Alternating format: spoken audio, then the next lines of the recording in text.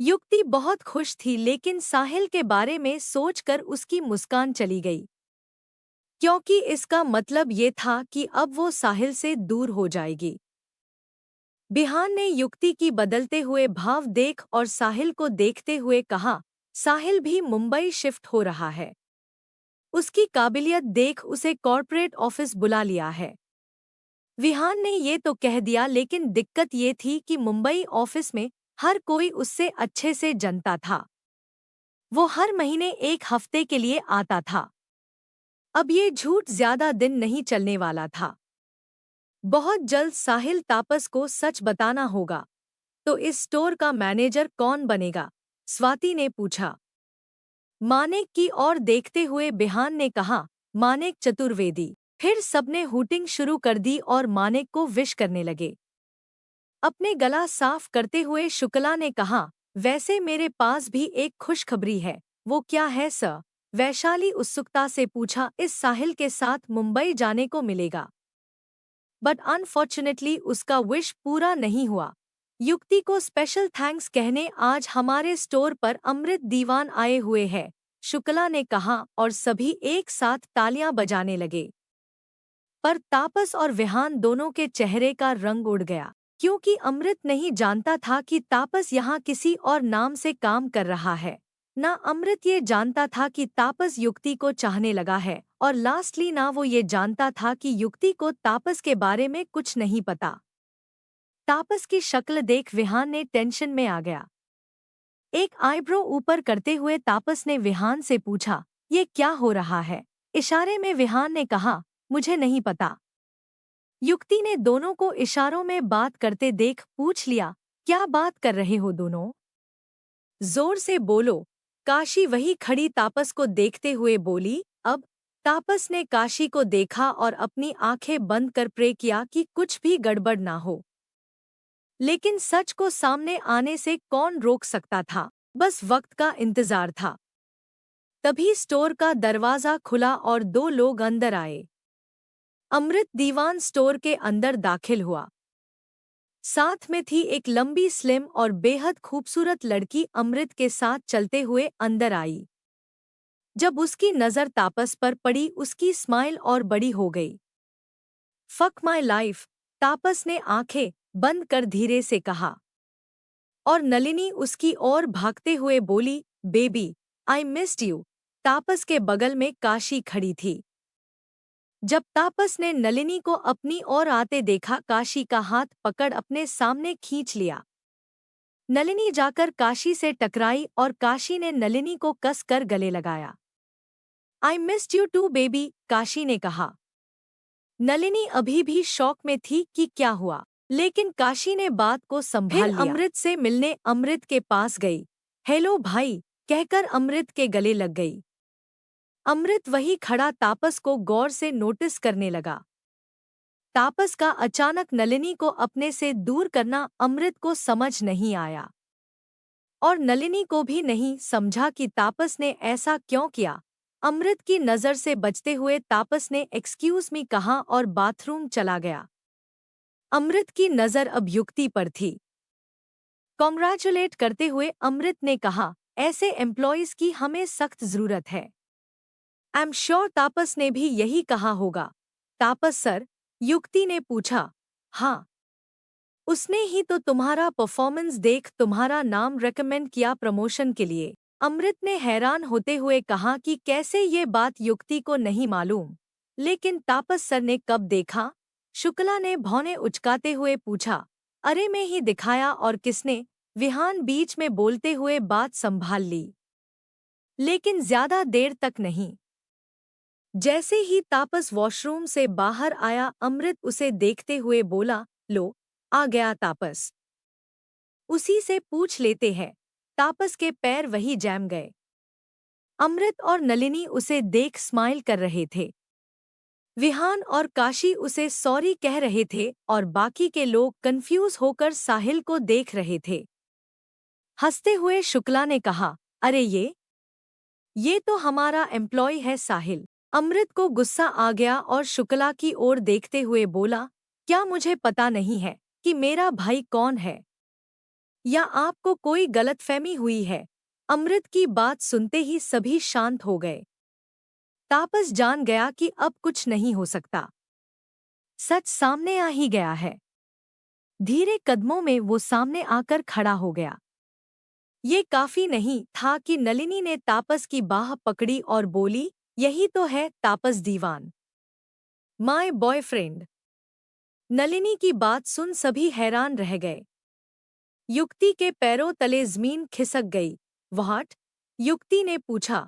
साहिल ये क्या बोल रहे हैं ये? युक्ति ने पूछा। लेकिन आज पहली बार तापस चुप रहा और युक्ति को गिल्ट भरी आंखों से देखने लगा। साहिल? युक्ति जी ये तापस है, अमृत ने कहा। युक्ति एकटक साहिल को देख रही थी, इस उम्मीद से कि वो अभी बोलेगा कि ये सब झूठ है। लेकिन साहिल बटा तापस की आंखें शमे से दूसरी ओर देखने लगी। Oh my God! तो आप है तापस सर? यानी मैं आपके साथ फ्लर्ट कर रही थी? सर, मुझे सच में नहीं पता था। प्लीज मुझे माफ कर दो। ये आवाज वैशाली की थी। सर आपने पहले क्यों नहीं बताया? स्वाति ने पूछा। सर अब हमें अच्छा नहीं लग रहा। ना जाने कितनी बार हमने आपको डांट दिया। मुझे माफ कर दो सर, शुक्ला ने कहा। तापस हल्की सी स्माइल देते हुए बोला, नहीं कोई बात नहीं शुक्ला जी। मैंने जानबूझकर ऐसा किया है, वरना आपके बीच रहकर मैं गुनहगार को पकड़ नहीं सकता था, इसलिए ये सब करना पड़ा। हो सके तो मुझे माफ कर देना। सर, ये आप क्या कह रहे हैं? प्लीज माफी मत मांगिए, नवीन ने कहा। हाँ सर, आपने जो किया कंपनी को बचाने के लिए किया। Please don't say sorry, Manek ने कहा। लेकिन कोई था जिसके आंखों में आंसू भर आए थे। युक्ति बड़े मुश्किल से उन आंसू को कंट्रोल करते हुए बोली, सॉरी सर आपको मैंने डांटा और हमारे घर के छोटे से कमरे में रहने को कहा। वेरी सॉरी सर, युक्ति ने हाथ जोड़े। प्लीज युक्ति, ऐसे मत बोलो। तापस ने युक्ति का हाथ पकड़ा लेकिन युक्ति ने खुद को छुड़ाते हुए अमृत की ओर देखा और कहा, सर आप लोग केबिन में बैठिए, मैं आप लोगों के लिए पीने के लिए कुछ लेकर आती हूँ। बोल वो चली गई। अमृत अभी भी कंफ्यूज्ड था, क्योंकि उसे इतना तो पता चल गया कि युक्ति और तापस के बीच कुछ चल रहा है, लेकिन तापस ने उसे भी झूठ कहा था, अपने आइडेंटिटी के बारे में ये नहीं जानता था। युक्ति जैसे ही पैंट्री के अंदर गई फफक कर रोने लगी। तापस भी बहाना बनाकर युक्ति के पीछे पैंट्री आया। युक्ति के कंधे पर हाथ रख तापस ने कहा, युक्ति। तापस से दूर होते हुए युक्ति पीछे मुड़ी और बोलने लगी, अरे तापस सर आप यहाँ, कुछ चाहिए था क्या? युक्ति ऐसे बिहेव कर रही थी जैसे कुछ हुआ ही नहीं, लेकिन उसके आंखों से गिर रहे मोटे मोटे आंसू कुछ और कह रहे थे। युक्ति प्लीज मेरी बात सुनो। तापस आगे आया। प्लीज सर कुछ मत कहिए। आपने वही किया जो आपको सही लगा। कंपनी को बचाना इम्पोर्टेंट है। हम जैसे लोग बस एम्प्लॉइज हैं, युक्ति ने कहा और पीछे काउंटर से लगकर खड़ी हो गई। ऐसे मत बोलो युक्ति प्लीज।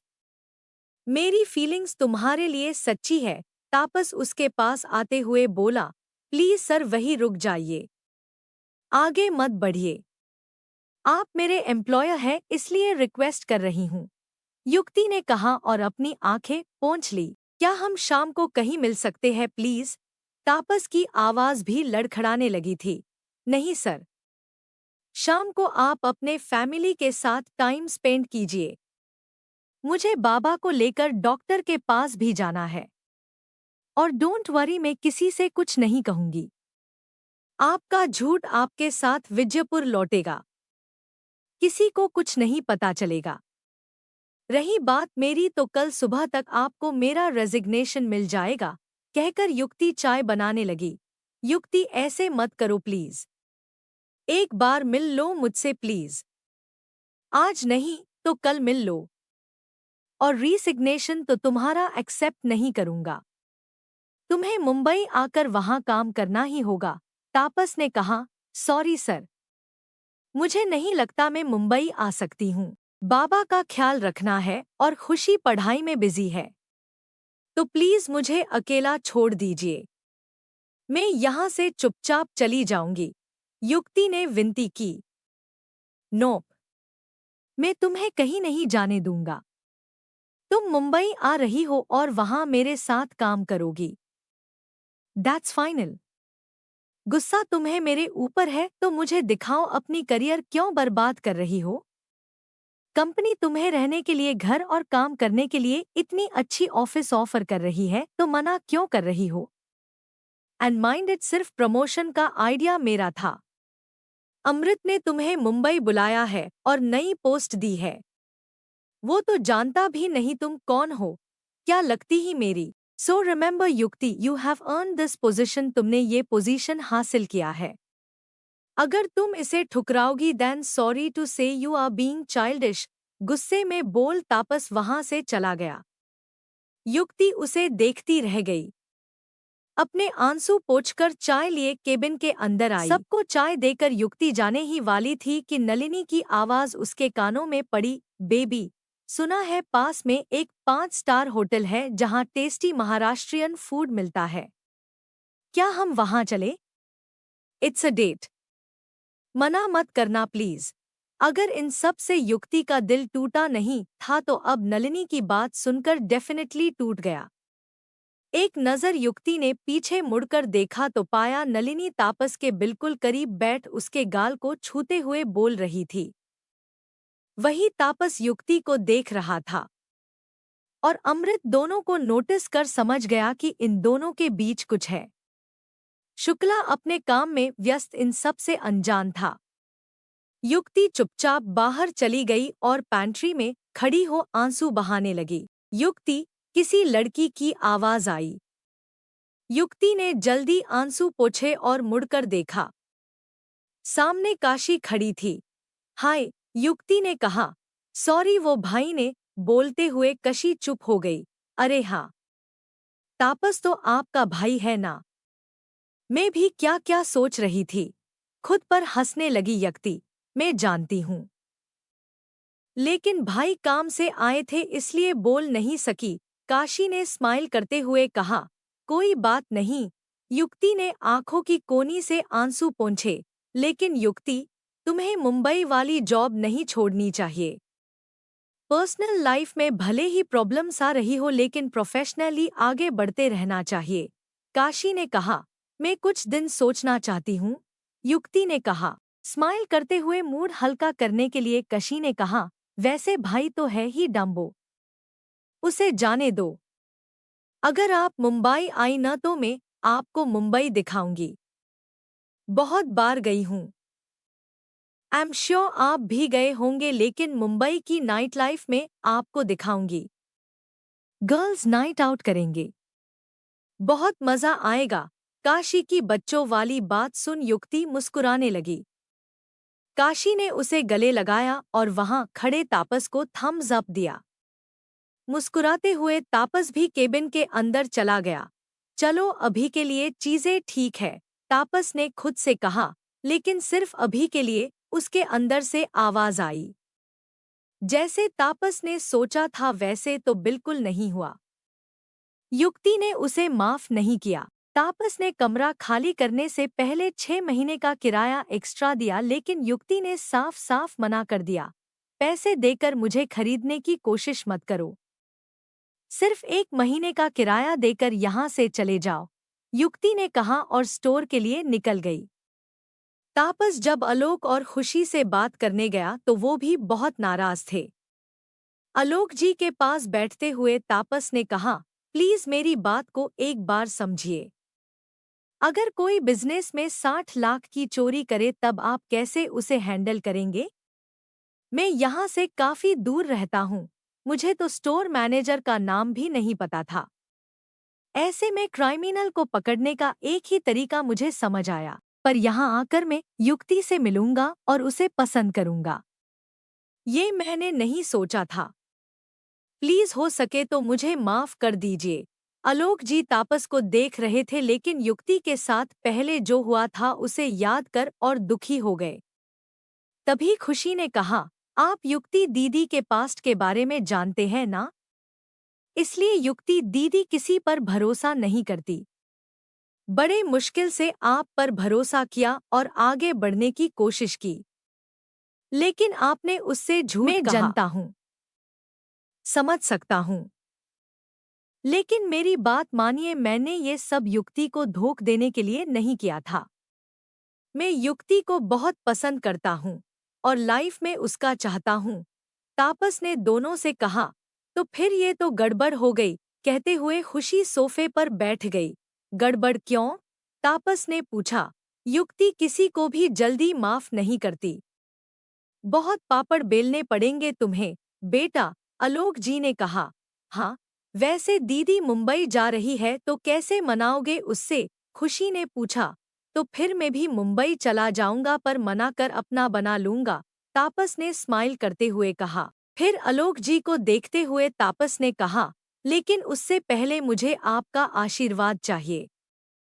पहले 2 सेकंड आलोक जी तापस को देखने लगे, उसकी आंखों ढूंढने लगे, फिर हल्की सी स्माइल करते हुए तापस के सर पर हाथ रखा और कहा, मेरा आशीर्वाद तुम्हारे साथ है, लेकिन बेटा प्लीज युक्ति को दोबारा हर्ट मत करना। आई प्रॉमिस बाबा, तापस ने स्माइल करते हुए कहा। वेलकम बैक जीजू, खुशी ने कहा और तापस को गले लगा लिया। तभी तापस का असिस्टेंट विहान अंदर आते हुए बोला, सर चले? हाँ 2 मिनट, तापस ने कहा और बैग पैक करने लगा। विहान की नज़र खुशी से टकराई। दोनों पहली बार मिल रहे थे, लेकिन पहली बार में ही दोनों का दिल जोर से धड़कने लगा। विहान खुशी का मासूम चेहरा देख रहा था जब तापस ने कहा, लड़की ताड़ना बंद कर और चलो यहाँ से। विहान की तंद्रा टूटी और तापस का बैग्स लिए गाड़ी में रखने लगा। बाबा को किराए के पैसे देकर तापस ने दोनों से बाय कहा और चला गया। विहान को जाते देख खुशी ने कहा, दिलचस्प इंसान है। बाबा ने तापस को देखते हुए कहा, बस हमारी युक्ति को खुश रखें, वही काफी है। खुशी की तंद्रा टूटी और उससे समझ आया बाबा अभी भी तापस के बारे में बोल रहे हैं। खुद को टपली मारते हुए खुशी हंसते हुए बाबा को अंदर ले गई। युक्ति आज स्टोर जल्दी आ गई थी, क्योंकि आज उसका आखिरी दिन था यहाँ। इसके बाद उसे मुंबई ऑफिस रिपोर्ट करना था, लेकिन युक्ति ने अभी तक डिसाइड नहीं किया था कि उसे मुंबई जाना है या नहीं। उसने अपने पर्स में इस्तीफा भी लिखकर रख लिया था जस्ट इन केस। जैसे ही युक्ति केबिन में आई, शुक्ला ने उसे आज का काम समझाया, जो ज्यादातर ट्रेनिंग का काम था, क्योंकि वो जा रही थी उसे वैशाली को ट्रेन करना था। तभी तापस अंदर आया। युक्ति को केबिन में देख तापस 2 सेकंड वहीं रुक गया और उसे निहारने लगा। युक्ति का पीठ तापस की ओर था, इसलिए उसने देखा नहीं। बालों को क्लिप कर ब्लू शर्ट और ब्लैक जीन्स पहने, यूनिफॉर्म जैकेट पहने युक्ति स्मार्ट लग रही थी। आज आखिरी बार था जब वो ये यूनिफॉर्म पहनने वाली है, क्योंकि मंडे से मुंबई ऑफिस ज्वाइन करेगी और वहाँ कोई यूनिफॉर्म नहीं है। अरे तापस सर, आइए बैठिए, शुक्ला ने तापस को देखते हुए कहा। तापस की तंद्रा टूटी और स्माइल करते हुए शुक्ला ने सामने वाले सीट पर बैठा ही था कि युक्ति जाने लगी। टी या कॉफी सर? शुक्ला ने पूछा। कॉफी, तापस ने कहा। अरे युक्ति, सुनो, तापस के लिए कॉफी ले आना और मेरे लिए चाय, शुक्ला ने कहा। जी सर, युक्ति ने कहा और केबिन डोर बंद कर दिया। झुंझलाते हुए युक्ति कॉफी बनने लगी और एक कप चाय भी। केबिन में कॉफी और चाय देने गई तो वहां शुक्ला नहीं था। टेबल पर तापस की कॉफी रख दी और शुक्ला के डेस्क के सामने चाय, 1 चम्मच शक्कर। तापस ने युक्ति को देखते हुए कहा। युक्ति ने कुछ नहीं कहा, बस चुपचाप शक्कर डाला और मिक्स करके दे दिया। केबिन से बाहर जाने लगी कि तापस खड़ा हुआ और युक्ति का हाथ पकड़ अपनी ओर खींच लिया। युक्ति जाकर तापस के सीने से टकरा गई। युक्ति, आई एम सॉरी, तापस उसके बेहद करीब जाकर बोला, लेकिन युक्ति ने नजर तक नहीं मिलाई, सिर्फ खुद को छुड़ाने लगी। मेरी बात सुनो, तापस ने कहा, लेकिन युक्ति सुनने को तैयार ही नहीं थी। मेरा हाथ छोड़ो, खुद को छुड़ाते हुए बोली। नहीं, प्लीज मेरी बात सुन लो, तापस ने फिर से रिक्वेस्ट की। क्या है? युक्ति ने पूछा। तापस कहते हुए, मैंने तुम्हें धोखा देने के लिए झूठ नहीं कहा था। मेरी पुणे वाली ब्रांच लॉस कर रही थी, उसके लिए मुझे जो करना था कर दिया। लेकिन तापस ने युक्ति की ठुड्डी पकड़ी और अपनी ओर करते हुए उसकी गहरी आंखों में देखते हुए तापस ने आगे कहा, लेकिन ये नहीं सोचा था कि तुमसे मिलूंगा और तुमसे प्यार कर बैठूंगा। ट्रस्ट मी, अगर मुझे पता होता तो तुम्हें जरूर अपने बारे में बोलता। तुम प्यार का इजहार करने से पहले भी सच बोल सकते थे साहिल, लेकिन तुमने चुप रहना सही समझा और हमारे रिश्ते को झूठा कर दिया। युक्ति की आंखें भर आई। तापस ही साहिल है और ये रिश्ता झूठा नहीं है। युक्ति, तापस ने उसके आंसू पोंछते हुए कहा। तापस से दूर होते हुए युक्ति ने कहा, ये रिश्ता उतना ही झूठा है जितना कि तुम्हारा नाम मिस्टर तापस दीवान। और वो वहां चली गई। तापस कुछ नहीं कह सका और चुपचाप उसे जाते देखता रहा।